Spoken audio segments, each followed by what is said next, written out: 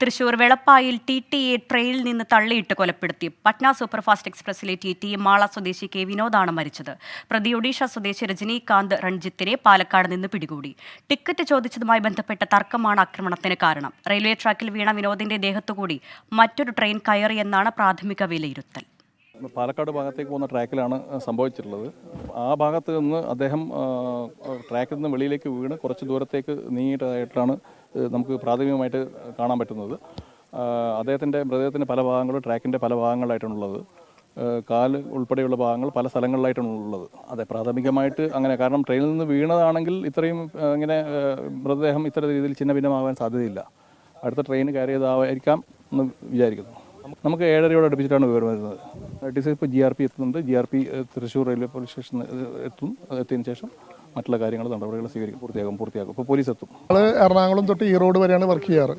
അല്ലെങ്കിൽ എറണാകുളം തൊട്ട് പാലക്കാട് വരെ വർക്ക് ചെയ്യും സ്ക്വാഡിലാണ് സമയത്ത്. അങ്ങനെ വർക്ക് ചെയ്ത് വരുന്ന സമയത്താണ് ഈ ഇഷ്യൂസ് ഉണ്ടായത്. അവർ എറണാകുളത്ത് നിന്ന് ജോലിക്ക് കയറുന്നു.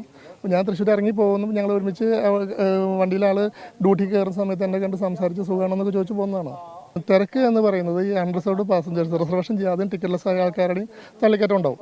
അവർ കേരളം വിട്ട് കഴിഞ്ഞാൽ പിന്നെ വീണ്ടും കേരളം അതുവരെ നമുക്ക് വർക്ക് ചെയ്യാനല്ലേ പറ്റുള്ളൂ. അത് കഴിഞ്ഞാൽ വീണ്ടും അവർ തിരിച്ചിങ്ങോട്ട് കയറാൻ വേണ്ടി ശ്രമിച്ചുകൊണ്ടിരിക്കും. ഞാൻ അറൗണ്ട് ഒരു ½ an hour ബാക്കാണ് ഞാൻ വാർത്ത അറിയുന്നത്. വാർത്ത അറിഞ്ഞു പറഞ്ഞാൽ ഇതുപോലെ ഇൻസിഡൻ്റ് ആയി വേഗം തന്നെ സ്പോട്ടിലേക്ക് ചെല്ലാൻ പറഞ്ഞ് വിട്ടു. അപ്പോഴാണ് ഞാൻ അറിയുന്നത്. അത് അരമണിക്കൂർ മുമ്പ് വർത്തമാനം പറഞ്ഞ് വന്ന സഹപ്രവർത്തകൻ്റെ അവസ്ഥ. കൊലപാതകത്തിന് ദൃക്സാക്ഷിയായ ട്രെയിനിലെ കച്ചവടക്കാരൻ പാലക്കാട് പുതുപരിയാരം സ്വദേശി രാജേഷിന്റെ മൊഴി രേഖപ്പെടുത്തുകയാണ്. തൃശൂരിൽ FIR രജിസ്റ്റർ ചെയ്യുമെന്നും railway police SP J Mahesh 24-നോട് പറഞ്ഞു. He is from Odisha. He is in our custody, so we are registering FIR. Strengthening, we are like people are there in the train. MOP is there. Beats are going on. Yeah, like we immediately when the incident is reported, immediately our people in the train they immediately caught him. He is little violent. We didn't register. We are able to register because the person has to go to Thrissur because it's a moving train. So we have to get that person, like vendor, that person is in the train. So we have to send him from Palakkad to Thrissur. So based on his statement, we're registering FIR. We'll register FIR in half an hour.